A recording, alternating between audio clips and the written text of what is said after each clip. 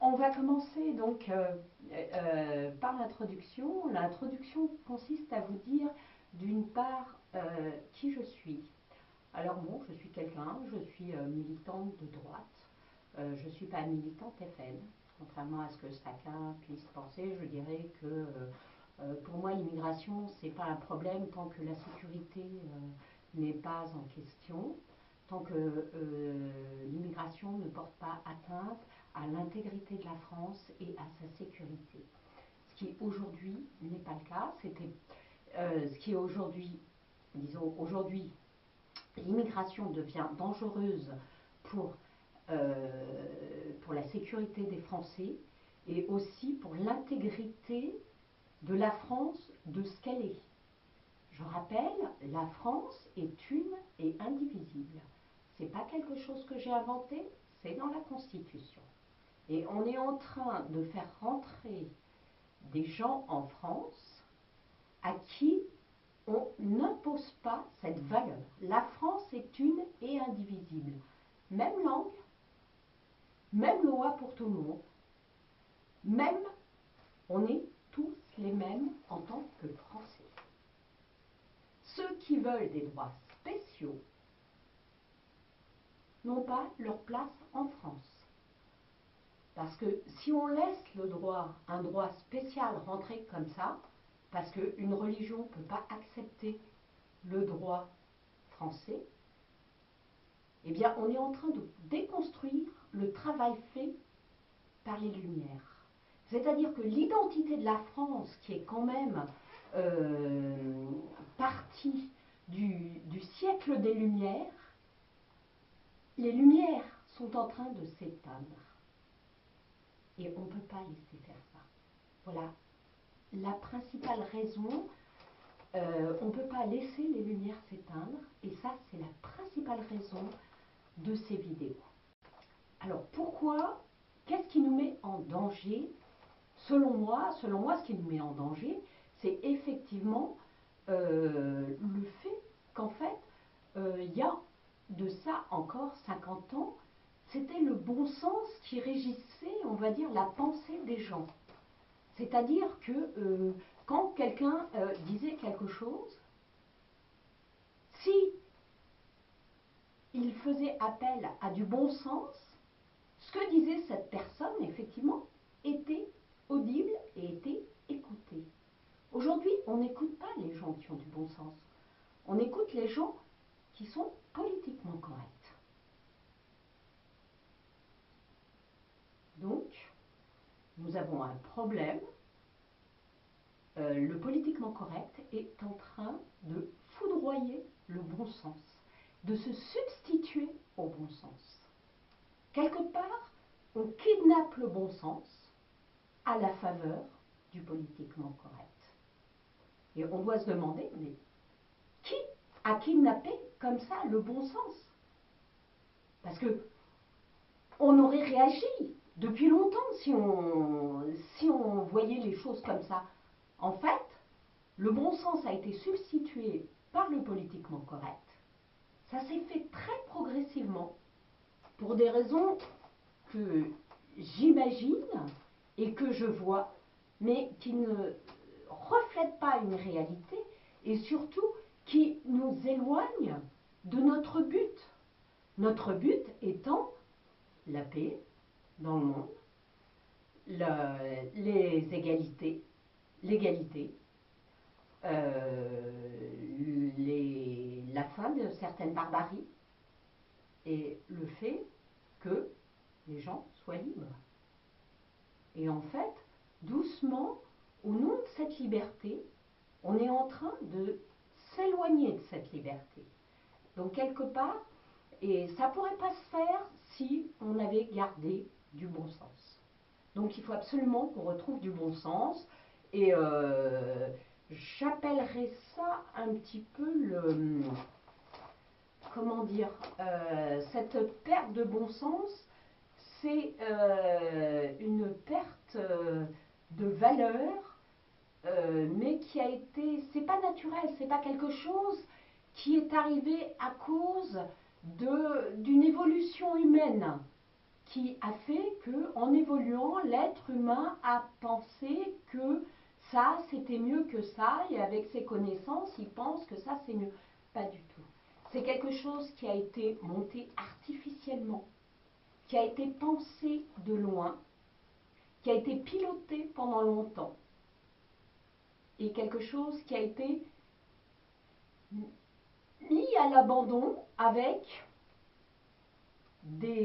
on va dire, avec des pôles qui s'en sont emparés et qui s'en servent encore pour nous manipuler, pour continuer justement à attirer un peu la couverture à eux. C'est un peu comme si on avait mis une laisse à l'intelligence humaine et qu'on menait l'intelligence humaine là où on voulait qu'elle aille. Certains groupes arrivent à se décider vers des destinations communes qui les intéressent partiellement, pour un temps. Donc on est en train de vivre quelque chose qui finalement est de la dictature douce. Donc, et on s'en rend pas forcément compte. Pas surtout, pas sur... et je pense que ce qui nous aiderait à nous en rendre compte, ce serait de comprendre le mécanisme qui nous a menés là et la façon dont on est arrivé à cette dictature de la bien-pensance. Je vous propose donc de vous apporter un éclairage qui n'est peut-être pas la vérité, parce que la vérité n'est qu'une quête. Je ne la détiens pas, vous ne la détenez pas, personne ne la détient. La vérité n'est qu'une quête, et quiconque croit la posséder d'ailleurs, eh bien justement, hein, à partir du moment où on croit posséder la vérité, c'est le moment là où elle nous échappe. Donc on doit être tout le temps à la recherche de la vérité, et donc tout le temps remettre en question ce qu'on tient pour acquis. Parce que c'est pas chacun sa vérité. Non, chacun sa vérité, c'est une façon simple de dire toi tu crois ça, moi je crois ça, on n'a qu'à rester chacun. Non, la vérité c'est une chose. Quand je dis ceci est une tablette, c'est une tablette. Euh, c'est une tablette, c'est la vérité. Maintenant, si je vous présente la tablette comme ceci, C'est que ici, les deux personnes ont raison et aucune a raison à la fois. C'est-à-dire que le personnage vert est placé de telle sorte que lui voit un 6, et effectivement c'est vraiment un 6 pour lui. Et le personnage jaune, lui, voit un 9 parce que forcément, là où il est placé, ça fait un 9. C'est un chiffre qui peut être et un 9 et un 6, mais seulement tant qu'il n'y a pas de point de repère donné, on ne voit pas où est le haut, où est le bas de la lettre, du chiffre, et donc on ne peut pas savoir. Effectivement, la vérité, c'est que c'est une forme qui peut être et un 6 et un 9, mais qui, en l'absence de point de repère, en fait, n'est rien. Elle est pas mal utilisée en ce qui concerne pour la communication. Et donc là, ce qu'on voit, c'est qu'effectivement, dans la zone bleue, on ne voit qu'un carré. Dans la zone jaune, on ne voit qu'un cercle. Et si on se contente de se focaliser sur la zone bleue, on peut se dire c'est qu'un cercle, et puis non, ceux qui disent que c'est rond, ils ont tort. Mais en fait, si on fait ça, on ne se donne aucune chance. Si on rejette, parce que nous on voit le carré, si on rejette le fait que ce soit aussi un rond, on rejette la possibilité d'accéder à la vérité qui est le cylindre, c'est-à-dire c'est ni rond ni rectangulaire, c'est quelque chose qui est à la fois les deux et à la fois rien de tout ça. Donc en fait, en rejetant une idée qui nous paraît pas être la bonne, ça fait qu'en fait on va rejeter la possibilité de s'approcher de la vérité.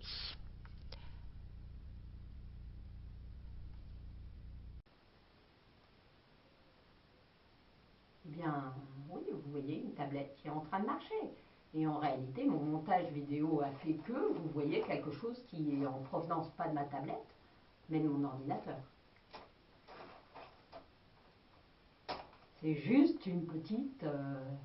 une façon de vous montrer les choses pour que ça passe, pour que ce soit joli, que ça fasse une transition qui corresponde à certains besoins qui sont juste visuels.